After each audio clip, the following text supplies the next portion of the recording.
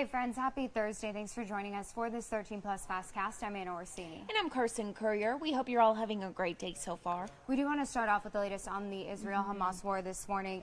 Israel continuing its attack, moving even further into Gaza.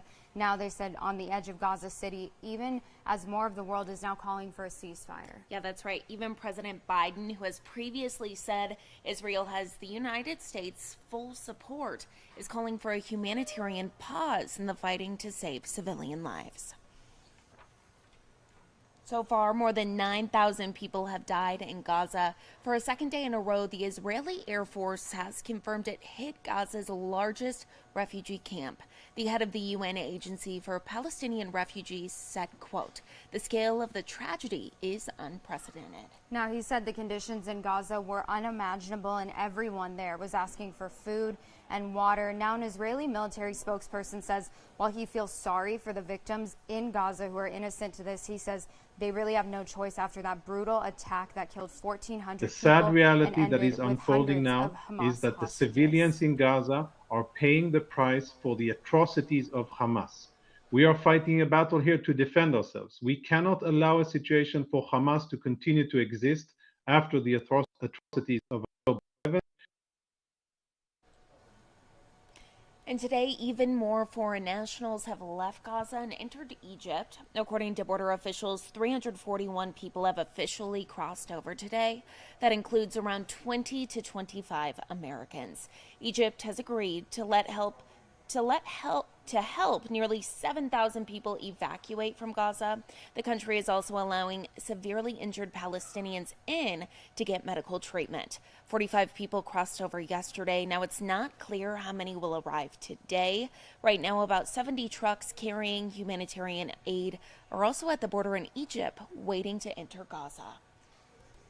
And today here at home, we're also learning more about an officer-involved shooting that happened last month. Yeah, we spoke to the sister of the man who was shot, who says her brother needed mental health assistance. Police say they were on a call about a man in crisis when they found Matthew Salinas with a gun.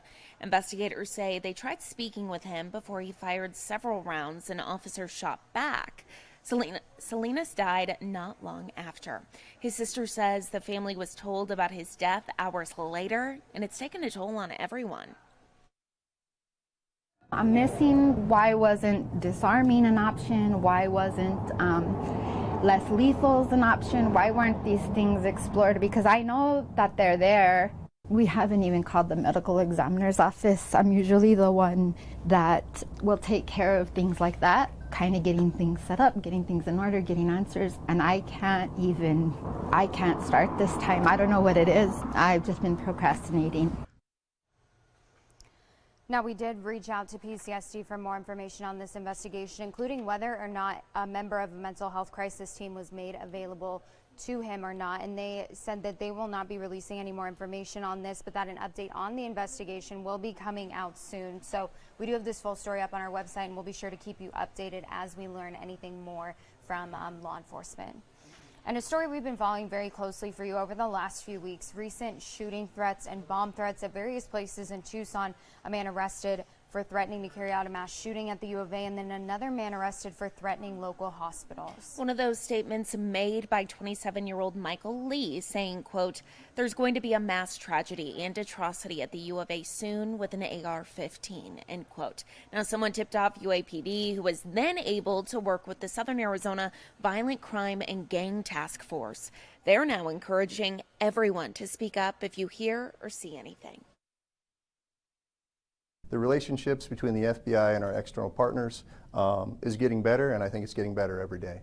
We, over the last year, have really been working on a lot of different physical and preparedness steps to make this campus safer. The U of A Office of Public Safety has a new website and a Wildcat safety guide for those who need to report problematic behavior. There's a link up right now on our website. That's KOLD.com. And right now, some major updates are going to be coming to the Randolph Golf Complex to make it more park-like, so things that people can do, hiking, picnic tables, all those fun things. But they also do want to keep golf a big focus of that. Exactly. Now they want to hear from you to make sure all of these ideas are approved by the public before they're finalized. Our very own Jack Cooper has the latest. The most notable part about this entire project is moving the walking path that goes around the two golf courses to actually inside the fences to keep people as safe as possible. You see just how close the path is. This is Alvernon, for example, just feet away from cars that are going 40, 50 miles an hour. Now here's a closer look. You see on this rendering that they're working on a way to make it easier for pedestrians to actually get to the park while also making it safer for them. There will also be a huge green space that cuts right between Del Uric and Randolph North, so people who are not golfing can avoid walking the almost 3 miles around. I'm told the upgrades to the golf complex and Reed Park, it's something that folks have been asking for many years now. People are very passionate about their parks and open space. It's important for us to get feedback and engagement so that we're doing this in a very transparent manner, and that we're also making decisions that are reflective of what the community actually wants today and the vision for the next 20 years. Now, Randolph North will also be completely redone if this is something that actually is passed, but Del Uric, on the other hand, is going to have to stay the same. That's because when it was built years and years ago, it was built as a storm basin. That way, if there's any major flooding, all the water can collect there. So it's built for a very specific reason. Can't really change it too much. We'll make sure to watch this every step of the way and bring you updates as soon as we get them. Reporting at Randolph Golf Complex, Jack Cooper. Back to you. Of course, the big story that we are following today, and one that we don't really want to be talking about, but here we are, the magical World Series run for the Diamondbacks coming to an end last night. Yes, that's right. The Texas Rangers beating them 5-0 to win their very first World Series. And the D-backs were looking to repeat what they did in Game 2 last night, unfortunately coming up short. There were a lot of opportunities, though, if you watch that game. It was pretty much a back-and-forth battle for the first 6 innings. They were tied at 0, but the Rangers did get a little bit of wiggle room with a run in the 7th, and then pretty much blew the whole thing wide open. Top of the 9th, they got 4 runs, and very little hope then for the Diamondbacks. You could even just see kind of in their body language, very little hope to come back in that game. Obviously, a heartbreaking loss for them here at home at Chase Field, and having to see another team celebrate their World Series win on your home field. I'm sure that that's not easy either. So listen to what the manager had to say after the game. I'm just sorry. I'm sorry I didn't do my job to get us there. But I will. We all will. Now, he also said that he knows what baseball fans across Arizona want just as much as the team does, which is, of course, a world championship. And there's already a lot of excitement for this team next year and what things will look like then. Spring training to start February 23rd. So here's to hoping that we can just run it back again next year. Now with the bad comes a little bit of positivity here, aside from a lot of Diamondbacks fans not thinking we would be here heading into the postseason. There were also 2 very special guests who got the opportunity to be there.